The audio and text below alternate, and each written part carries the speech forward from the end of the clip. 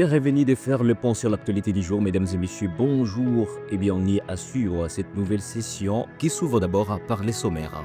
Plusieurs morts et blessés ont été enregistrés dans une nouvelle fusillade cette nuit dans un débit des boissons en plein centre-ville de Bunia, en province de l'Ituri. Un groupe de malfrats sur une moto a tiré sur des populations civiles. Les bilans fait état de 5 personnes blessées et une autre personne tuée. Et puis, assassinat du journaliste Wilonja Fiston dans la ville de Bukavu au site Kivu. L'Union nationale de la presse du Congo exige une enquête indépendante afin d'établir les responsabilités. Mesdames, Messieurs, ce deux titres et tant d'autres vous seront développés sous paix. Bienvenue au détail.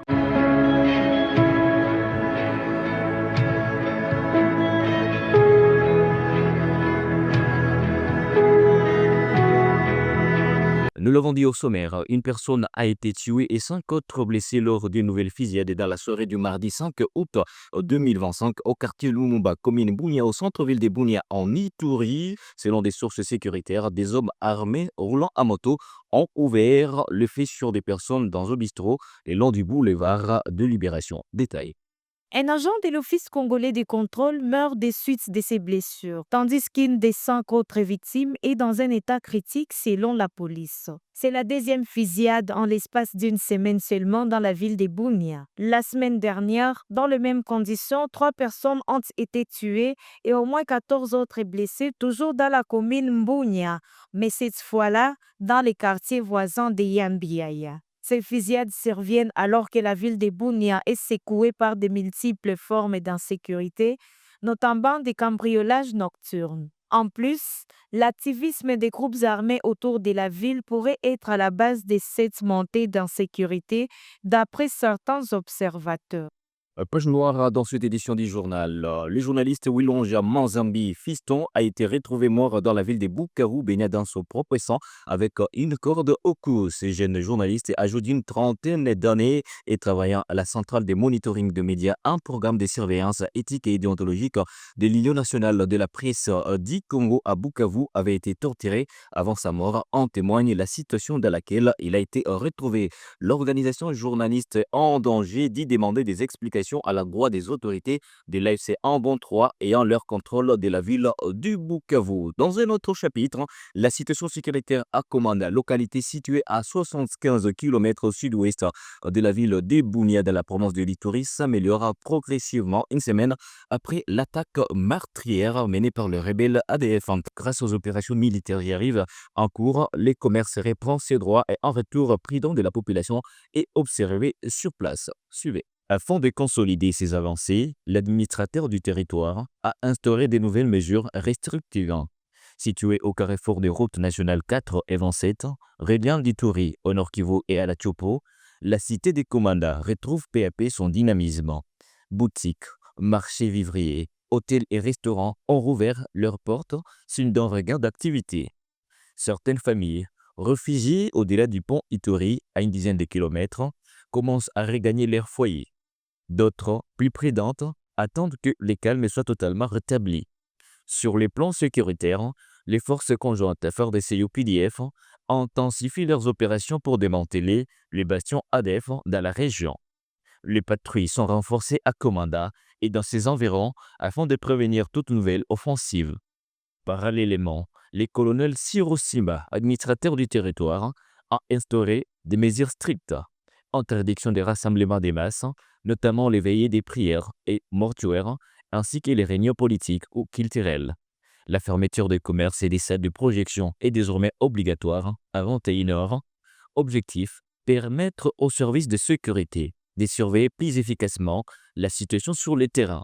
Les colonels appellent la population à faire preuve de vigilance, à se prémunir contre toute manipulation ou désinformation et à placer sa confiance dans les forces de défense et de sécurité. Changeons de chapitre. L'ancien ministre de la Justice congolaise, Constant Mutamba, a déposé ce mardi 5 août 2025 une lettre offrant de récuser 2 juges de la Cour des cassations.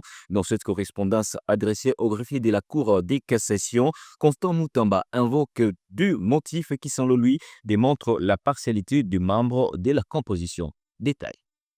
D'après les prévenus, De nombreux magistrats, y compris les juges mis en cause, ont essayé de saboter ces réformes entreprises dans le domaine de la justice, ce qui aurait donné lieu à un conflit où l'on voudrait à tout prix les condamner. Le second motif concerne plusieurs faits qu'il dénonce dans l'instruction de son affaire.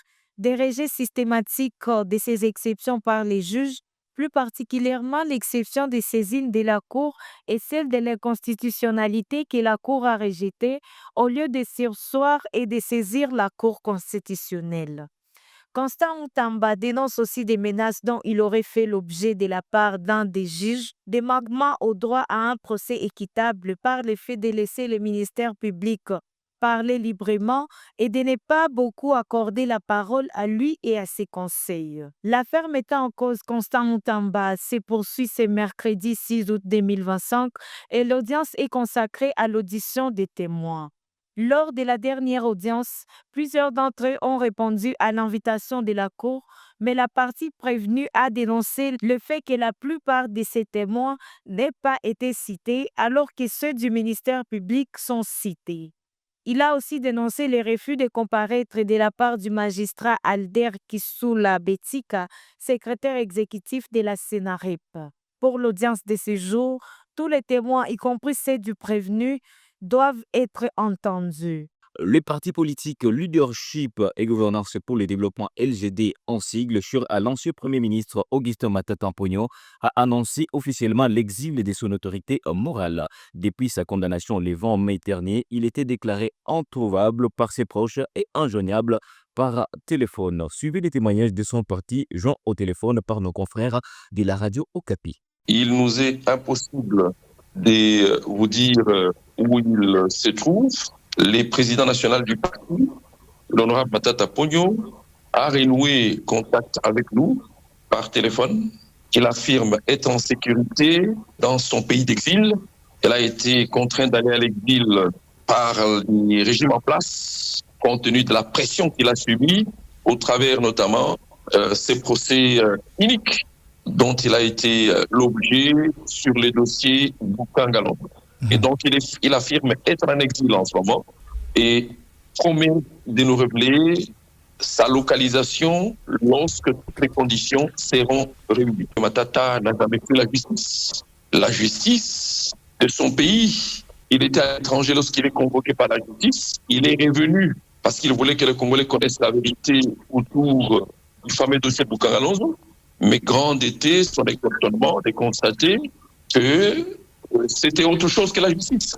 Le président de la République démocratique du Congo, Félix Antoine Tshisekedi Tshilombo, a investi le juge Dieudonné Kamoleta Badibanga comme président de la Cour constitutionnelle de la RDC. L'ordonnance portant son investiture a été lue mardi 5 août 2025 sur la chaîne nationale. Détail. Cette investiture fait suite à sa réélection à l'issue de la plénière élective de cette institution, organisée mardi 8 juillet 2025 dans ses installations à Kinshasa, capitale de la République démocratique du Congo.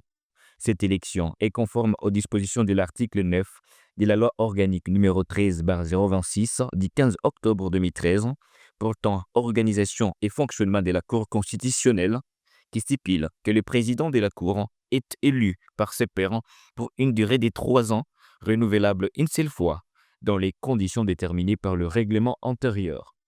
Après son élection, il est investi par ordonnance du président de la République. Il y a 3 ans, Dieudonné Kamoleta Badibanga a été élu à la tête de la haute cour de la RDC. Il avait succédé à Dieudonné Kalouba Dibois, qui a quitté cette instance à l'issue d'un tirage au sort organisé au mois de mai 2022, soit un mois avant l'élection du nouveau président de la Cour. Le président réélu de la haute cour est un magistrat de carrière. Il siège à la Cour constitutionnelle comme juge depuis juillet 2020 et il est issu du quota du Conseil supérieur de la magistrature. Et pour clôturer cette session de vos nouvelles, le chef de l'État, Félix Tshisekedi, a nommé des administrateurs principaux chefs de département de l'Agence nationale des renseignements ANR en sigle, selon l'ordonnance lue mardi 5 août 2025 sur la radio-télévision nationale congolaise. Kalala Moussondou Théophile Charles a été nommé administrateur principal, chef du département du service intérieur, et Pierre Mami Kobi, administrateur principal, chef du département du service extérieur. Détail. Pardon. Article 1er. Sont nommés administrateurs principaux aux fonctions spécifiées en regard de leur nom les personnes ci-après. Monsieur Kalala Musungu Théophile Charles, administrateur principal, chef de département, service intérieur. Monsieur Piema Mikobi Gaston, administrateur principal, chef de département, service extérieur. Article 2. Sont abrogées toutes les dispositions antérieures contraires à la présente ordonnance. Article 3. Enfin, le vice-premier ministre, ministre de l'Intérieur, Sécurité, Décentralisation et Affaires coutumières, ainsi que le vice-premier ministre, ministre de la fonction publique, modernisation de l'administration et innovation du service public, sont chargés, chacun ce qui les concerne, de l'exécution de la présente ordonnance qui sort ses effets à la date de sa signature. Faite à Kinshasa, le 4 août 2025, Félix Antoine Tshisekedi Tshilombo. Ça n'est complètement fini cette session de vos nouvelles sur le Volcan News. Mesdames et messieurs, merci de nous avoir suivis du début à la fin et continuez à vous abonner. Portez-vous bien. Au revoir.